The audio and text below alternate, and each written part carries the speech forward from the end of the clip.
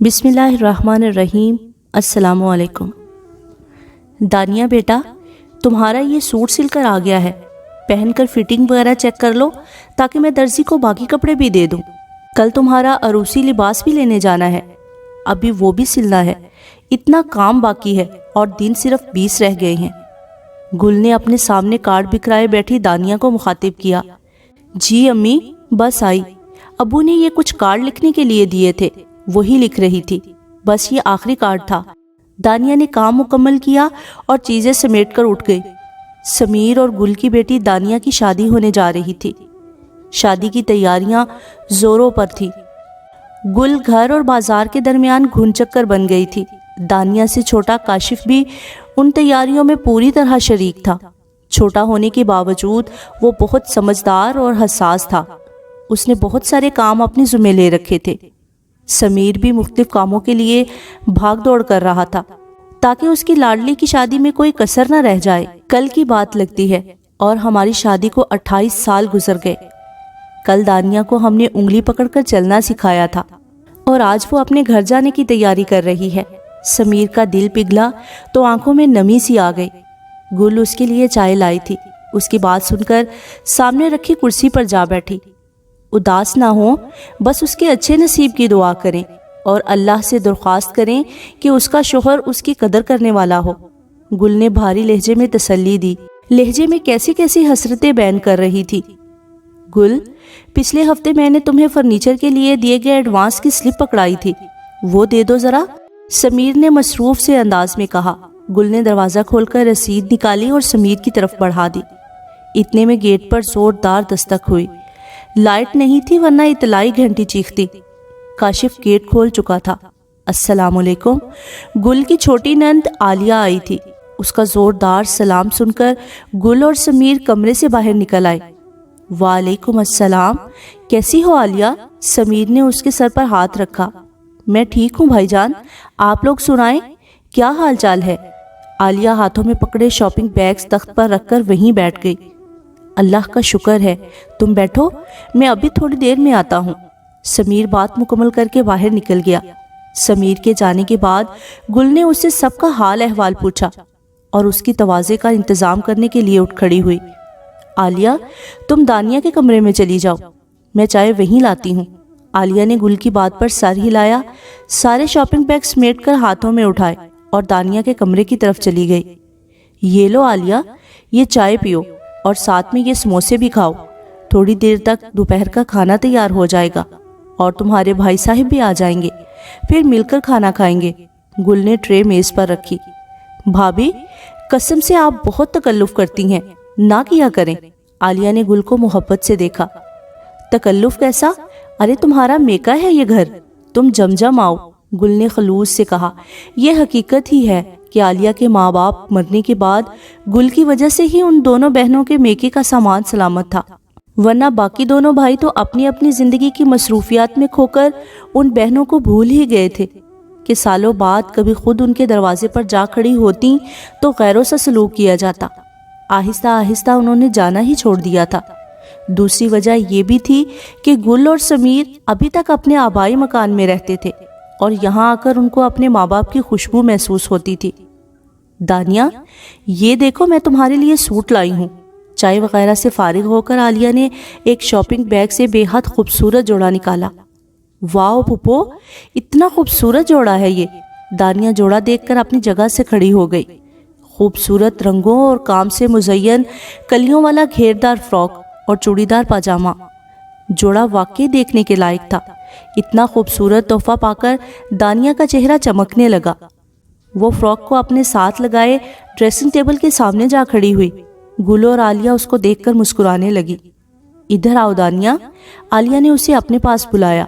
दानिया सूट एहतियात से रखकर फूफी के पास आ बैठी। मेरी बच्ची, अल्लाह तुम्हें हमेशा खुश रखे, तुम्हारा चेहरा खुशियों से सदा चमकता रहे। आलिया ने भतीजी का मुंह चूम कर दुआ दी तो वो मुस्कुरा दी। मेरी दुआ है कि तुम्हारा शोहर इसी तरह तुम्हारा ख्याल रखे जिस तरह समीर भाई गुल भाभी का रखते हैं। आलिया ने दानिया का चेहरा अपने हाथों में ले लिया। अल्लाह ना करे आलिया फूफो, मुझे बद्दुआ तो ना दे, दानिया ने कदरे ठहरे हुए लहजे में कहा। बच्ची, اللہ معاف کرے، میں نے تمہیں کون سی بد دعا دے دی ہے؟ عالیہ اس الزام پر حق دک رہ گئی۔ گل نے دانیہ کو غصے سے گھورا۔ اسے اپنے لہجے اور الفاظ کا احساس ہوا تو فوراً عالیہ کے ہاتھ تھام لیے۔ آئی ایم سوری پھپھو، ابو بہت اچھے ہیں، اس بات میں کوئی شک نہیں ہے۔ انہوں نے ہم دونوں بہن بھائی کو بہت توجہ اور بہت محبت سے پالا ہے، مگر وہ اچھے شوہر ہرگز نہیں ہیں۔ دانیہ نے اتنی بات کر کے عالیہ اور گل کی طرف دیکھا۔ گل اس کی بات سن کر حیران رہ گئی۔ کیوں اچھے شوہر نہیں ہیں؟ بس ایک ذرا غصے کے تیز ہیں، اصولوں کے پابند ہیں۔ باقی انہوں نے گل کو بھلا کس چیز کی کمی ہونے دی ہے؟ عالیہ کو اپنے بھائی کے خلاف یہ بات ایک آنکھ نہ بھائی۔ سب کچھ دیا پھپھو، مگر وہ عزت اور پیار نہیں جو ایک بیوی کا حق ہوتا ہے۔ میں گواہ ہوں اپنی ماں کے ہر اس آنسو کی جو ابو کی بدسلوکی کے نتیجے میں بہا۔ میں نے دیکھا ہے پھپھو کیسے ابو امی کو پل بھر میں بے مول کر دیتے ہیں۔ دانیہ خاموش ہوئی۔ گل نے اپنی آنکھوں کی نمی چھپانے کے لیے نظریں جھکا لی۔ میاں بیوی میں یہ سب تو چلتا رہتا ہے، اور یہ پیار محبت تو بس کتابی باتیں ہیں، حقیقت میں ان کا کوئی وجود نہیں ہوتا۔ عالیہ دانیہ کے اتنے درست تجزیے پر تھوڑی ڈھیلی پڑ گئی۔ عالیہ کی نظروں کے سامنے کئی ایسے واقعات لہرائے جب گل سمیر کے ہاتھوں سب لوگوں کے سامنے ذلیل ہوئی تھی۔ نہیں پھپھو، ایسا نہیں ہے۔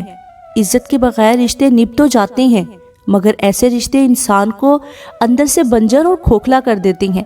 شوہر بیوی کو عزت اور محبت دے تو وہ اس کے لیے آگ کا دریا بھی ہنس کر پار کر لیتی ہے، پر اگر اسے یہ سب نہ ملے تو عورت چاہے اپنے شوہر کے ساتھ کتنے ہی سال گزار دے، وہ اس کے لیے اجنبی ہی رہتا ہے۔ میرے ابو بھی میری ماں کے لیے ابھی تک اجنبی ہیں، اسی لیے امی ان سے اتنا ڈرتی ہیں، اور ڈر تو ہمیشہ اجنبیوں سے ہی لگتا ہے نا۔ اپنے تو وہ ہوتے ہیں جو ہمیں اپنی اپنائیت کی پناہوں میں لے کر محفوظ و مامون کر دیتے ہیں۔ دانیہ بات مکمل کر کے گل کے برابر جا بیٹھی۔ امی، بیٹیاں اپنی ماں کا ہر دکھ اپنے اندر اتار لیتی ہیں جو ان کے ساتھ پل کر جوان ہو جاتا ہے۔ میں نے بھی آپ کے ہر دکھ کو اپنے اندر اتارا ہے، اسی لیے آج میں یہ کہہ رہی ہوں کہ مجھے یہ دعا دیجئے کہ میرا شوہر مجھے عزت، مان اور تحفظ دے۔ میں اپنی ماں جیسی گھٹی ہوئی ویران زندگی نہیں گزار سکتی۔ دانیہ نے گل کو گلے سے لگا لیا تو دونوں ماں بیٹی سسک اٹھی۔ عالیہ کی آنکھوں میں بھی نمی در آئی۔ سمیر دروازے کے باہر بت بن گیا۔ دانیہ کے 3 الفاظ اللہ نہ کرے نے اسے کیسا آئینہ دکھایا تھا۔ وہ چپ چاپ جا کر اپنے کمرے میں لیٹ گیا۔ 28 سالوں میں کون سا ایسا موقع تھا جب اس نے گل کو تکلیف نہ پہنچائی تھی؟ کوئی فنکشن ہوتا تو وہ ایسا جھگڑا کرتا کہ گل روتی رہ جاتی۔ گھر میں کھانے پینے سے لے کر پہننے اوڑھنے تک چھوٹی چھوٹی باتوں کو بنیاد بنا کر گل کو زج کرتا۔ گل برداشت کرتی، مگر جب کبھی اس کی برداشت جواب دے دیتی اور وہ پلٹ کر جواب دیتی تو وہ مار کا ہوتا کہ گل پچھتاتی رہ جاتی کہ اس نے ضبط کا دامن ہاتھ سے کیوں چھوڑا۔ اس کے بعد سمیر کئی مہینوں کے لیے گل سے لا تعلق ہو جاتا۔ گل سرد مہری کی اس آگ میں جلنے لگتی، اس کی روح پر آبلے پڑنے لگتے۔ کوئی زیادہ ہی اہم بات ہوتی تو سمیر بچوں کے ذریعے کہلوا دیتا۔ اس سب کے باوجود گل نے اس کا گھر اور بچے سنبھالے، اس کے بہن بھائیوں اور رشتہ داروں کی عزت کی، مگر سمیر اس کی قدر نہ کر سکا۔ بیٹی سمیر کو سمجھاتی مگر اس کی سمجھ میں کبھی نہ آیا، لیکن اس وقت دانیہ کے ان 3 الفاظ کو سن کر اسے جھٹکا لگا۔ اے اللہ، واقعی میری دانیہ کو مجھ جیسا شوہر نہ دینا۔ سمیر کے منہ سے بے ساختہ یہ دعا نکلی۔ اب اپنی بیٹی پر بات آئی تو تمہارا دل دہل گیا، اور تم کسی کی بیٹی کو سالوں سے رلا رہے ہو تو تمہارا دل ایک بار بھی نہ کانپا۔ سمیر کے ضمیر نے اسے ملامت کی۔ گل سمیر کو کھانے کے لیے بلانے آئی تو وہ اپنا سر دونوں ہاتھوں سے تھامے بستر پر بیٹھا تھا۔ آپ کی طبیعت تو ٹھیک ہے؟ گل نے قدرے تشویش سے پوچھا تو اس نے سر اٹھایا۔ اس کی آنکھیں سرخ ہو رہی تھی۔ اس نے گل کی بات کا کوئی جواب نہ دیا، بس خاموشی سے اس کو تکتا رہا۔ مجھے آپ کی طبیعت واقعی ٹھیک نہیں لگ رہی۔ وہ تھوڑا قریب آئی تو سمیر نے اس کا ہاتھ تھام کر اسے اپنے پاس بٹھا لیا۔ گل سمیر کے اس عمل پر سنسی ہو گئی۔ اسے سمیر کے اس طرح کے رویے کی کہاں عادت تھی۔ گل، آج میری بیٹی نے مجھے ایسا آئینہ دکھایا ہے کہ میں خود سے نظریں نہیں ملا پا رہا۔ تم مجھے معاف کر دو۔ سمیر کا لہجہ پست تھا۔ گل نے گہرا سانس لیا کہ سمیر ان کی باتیں سن چکا تھا۔ چھوڑیں بھی، بچی کی باتوں کو دل سے نہ لگائیں۔ گل نے غیر محسوس انداز میں ہاتھ چھڑا لیا۔ نہیں، اس نے جو کچھ کہا 100% درست تھا۔ سمیر نے گل کا چہرہ دیکھا۔ چھوڑیے بھی، اب ان باتوں کا کیا فائدہ؟ زندگی کی نقدی تو ویسے بھی ختم ہو رہی ہے۔ گل نے صاف اسے ٹالا تھا۔ میں مانتا ہوں کہ بہت دیر ہو گئی ہے، مگر ابھی بھی میرے پاس پلٹنے کی مہلت ہے۔ سمیر نے دوبارہ اس کا ہاتھ تھام لیا۔ اب آپ کیا کریں گے؟ کسی سے زبردستی محبت تو نہیں کی جا سکتی نا؟ آپ کو اپنی غلطی کا احساس ہو گیا ہے، بس ٹھیک ہے۔ محبت نہیں کی جا سکتی مگر عزت تو کی جا سکتی ہے۔ سمیر نہ جانے کیا سوچے بیٹھا تھا، اور میرا خیال ہے کہ اب ہمارے درمیان محبت کے بغیر تو کام چل جائے گا، مگر ایک دوسرے کی عزت کے بغیر نہیں۔ جہاں سے غلطی کا احساس ہو جائے وہیں سے پلٹ جانا چاہیے، یہ دیکھے بغیر کہ اس سے پہلے کیا کچھ ہو گزرا ہے۔ سمیر آگے بھی کچھ کہنا چاہتا تھا کہ گل اس کے ہاتھوں پر چہرہ ٹکا کر رو دی۔ بہت دیر تک روتی رہی۔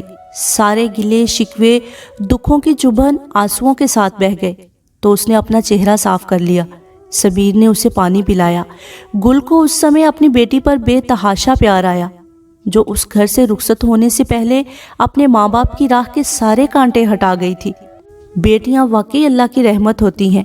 گل اپنا آنسوؤں سے بھیگا چہرہ صاف کر کے مسکرا دی۔